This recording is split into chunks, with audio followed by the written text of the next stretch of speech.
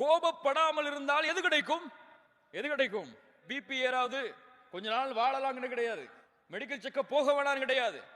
கோபத்தை அடக்கினால் சொர்க்கம். ரசூலுல்லாஹி ஸல்லல்லாஹு அலைஹி வஸல்லம் இடத்தில் ஒரு நபித்தோழர் கேட்கிறார், யா ரசூலல்லாஹ், ஒரு அமலை சொல்லுங்கள், அந்த அமல் என்னை சொர்க்கத்தில் அழைத்து செல்ல வேண்டும். லா தக்தப் வலக்கல் ஜன்னah. கோபப்படாதே, உனக்கு சொர்க்கம் உண்டு. உஇத்தத் லில் முத்தகீன். அந்த சொர்க்கம் அவர்களுக்காகத்தான் தயாரிக்கப்பட்டிருக்கிறது. அவர்கள் யார்? கோபத்தை விழுங்குவார்கள்.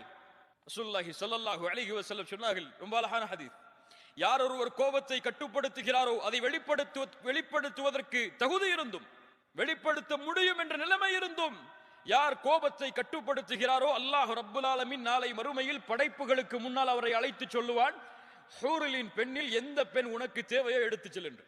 உங்க மனைவி உங்களை கோபப்படுத்துறாங்கன்னு சொன்னா அந்த கோபத்தை விழுங்குங்கள், அல்லாஹ் இந்த பெண்ணை விட சிறந்த பெண்ணை மறுமையில் தருவான் என்று.